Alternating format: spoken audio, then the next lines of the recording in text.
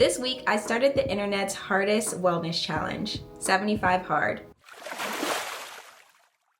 I'm sure most people have heard about 75 Hard by now, but if you've never heard of 75 Hard, it's a 75-day fitness/wellness challenge where there's certain activities that you have to complete every day. I believe the original 75 Hard rules are you're supposed to complete 2 45-minute workouts a day, and there's no rest days, no alcohol, drink 1 gallon of water a day, you're supposed to make a diet and stick to it, no cheat meals, take a progress picture every day, and read 10 pages of a non-fiction book every day. Now there's also 75 Soft, which is like a softer version of 75 Hard, and I'm doing something that's somewhere in the middle and kind of tweaking the rules for what works for me. So here are my rules for my 75 Hard challenge. I'm gonna do 2 workouts a day. There's no time requirement for the workouts, and I'm gonna have 1 rest day a week. I'm gonna drink alcohol only on occasion. I'm gonna drink half a gallon of water a day. I will stick to a diet. We'll get more into it later, and I'll have 1 cheat day every other week.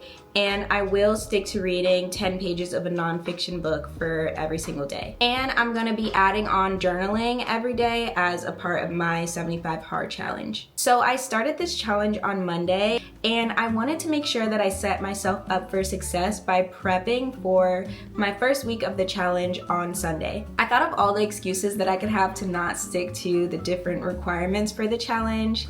And one thing that definitely came up is with 2 workouts a day, I definitely need to make sure that I have fresh laundry so I don't run out of workout clothes during the week.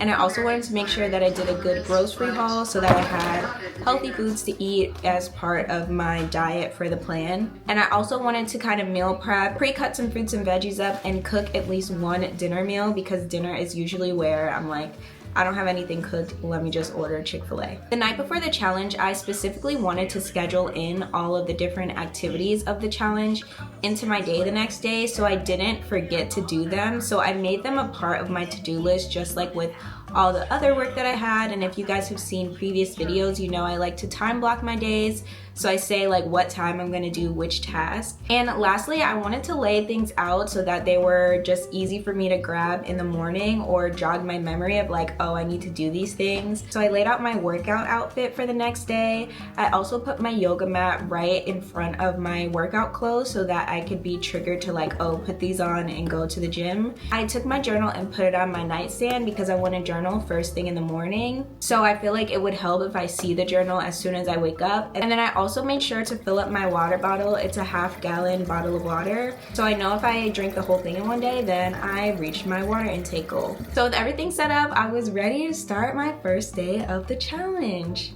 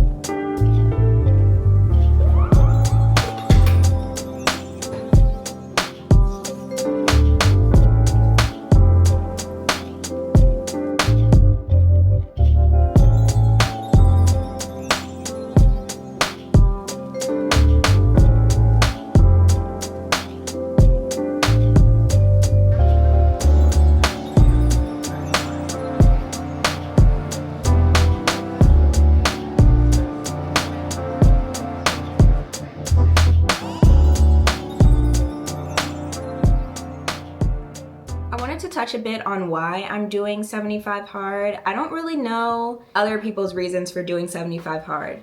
I think some people are doing it specifically to get in shape, or I don't know.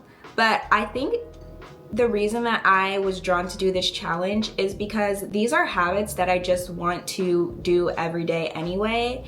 And I feel like a 75-day challenge, like if I can do these things every day for 75 days, I can do them every day for a year. You know what I'm saying? So for me, I'll get what I want out of doing this challenge if by the end of the challenge, I just automatically am drinking half a gallon of water a day, reading 10 pages of a book and all that stuff, because now it's like a part of my routine or it's become a habit. And I've never done a challenge that was 75 days long before. I've done like week challenges or 30-day challenges. So I'm really interested to see like what a 75-day challenge does for me or to me. Also, I'm starting this challenge near the end of February and I should be done around the beginning of May, which is pretty close to my 25th birthday.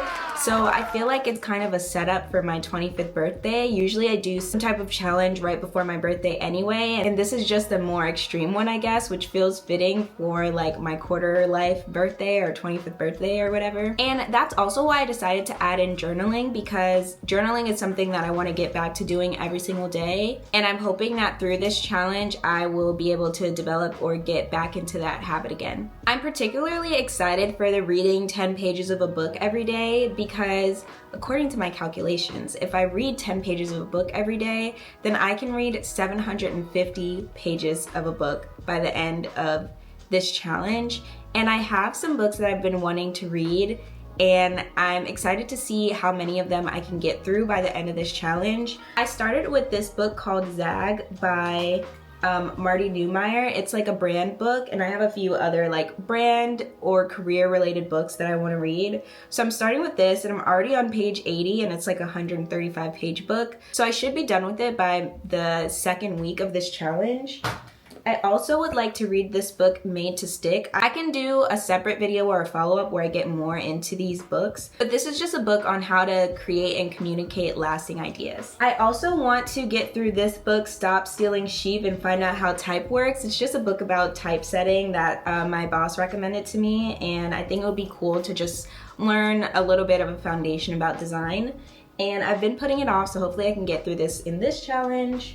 This book is Build, an Unorthodox Guide to Making Things Worth Making by Tony Fadell. This is another product/career book. I think this would also be really insightful for me as I approach my 25th birthday and think about what I want to do in my career in the future. So I'm looking forward to getting through this book too. And then if I have time, I would also like to read this book, The Brand Gap, and this is another one by Marty Neumeier.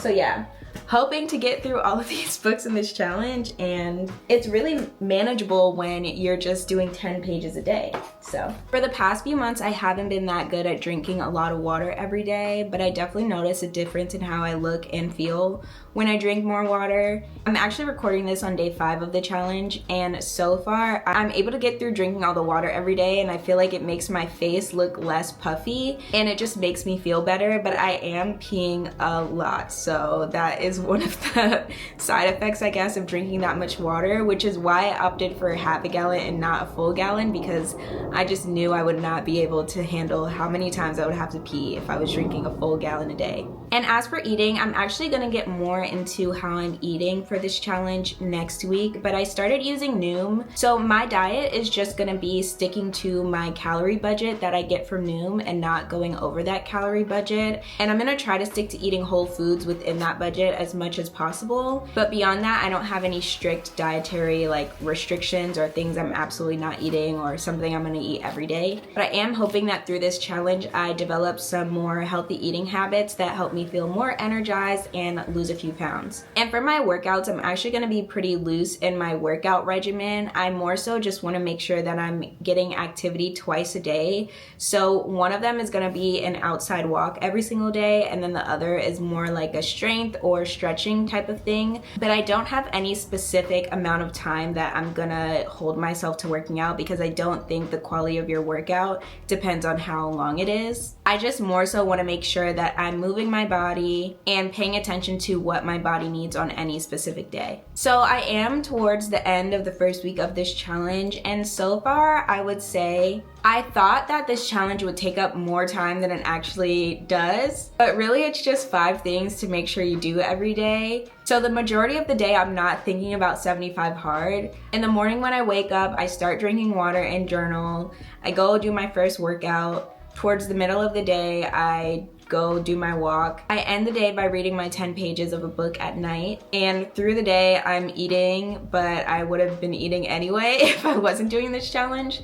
So it's just making sure to stay within my calorie budget. But it actually doesn't take that much effort. I would say in terms of a time commitment, for me, it's been like maybe 2 hours of time commitment, and that's a generous estimate. So if you're thinking you don't have time to do the challenge, you might actually have time to do it because it doesn't take that long. I also like the structure that it's provided me in the morning. I've kind of like altered my mornings to make sure that I get my first workout in and journal and all that stuff.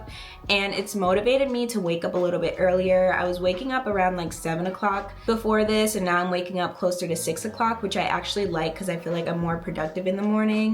And I think generally like the structure that the challenge is giving me so far helped this week be a more productive week for me, because it's like, okay, well, after I work out, I'm gonna just eat breakfast and get to work and stuff, and then I shower in the evening because I have a second workout or walk to do. I will say also, like, these are habits that I kind of did already sometimes. I just wasn't consistent with doing them.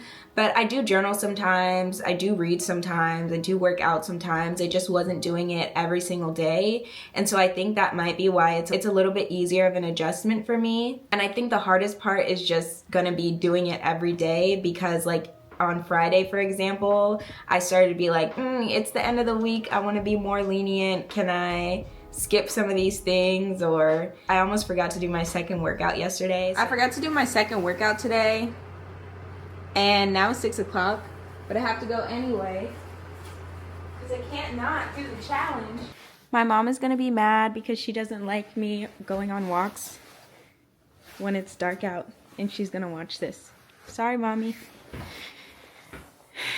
Gotta do what I gotta do today. So I think it's just gonna be a matter of making sure that I continue to prioritize it every single day. So I just have to stay committed, but that's really the only issue that I've seen so far. I do think that because I'm working out every day also, I'm feeling a little bit more sore. So I wanna make sure that some of my workouts are active recovery workouts, so I'm not like overdoing it, you know? Because I always think that doing things sustainably is the best way in the long haul. So not going too overboard with any of my workouts. And I also wanna make sure that I don't get too bored with the routine, because I think that's when I end up falling off of challenges, when I just get bored of the stuff I'm doing. So I hope that the flexibility that I'm allowing myself in my workouts and in my diet and even the books that I read is gonna help me stay consistent for all 75 days. So that's how my first week of this challenge went. Next week I'm gonna film a what I eat in the week and go a little bit more into how I'm eating for this challenge, and also like how Noom is helping me. But obviously I'll still be doing the challenge, so I'll probably give you guys updates in that video. Let me know if you've tried out 75 hard, or if you would try out 75 hard, and like what your rules would be for the challenge. Otherwise, I'll see you next week, and in the meantime, don't forget to spend time creating. Bye.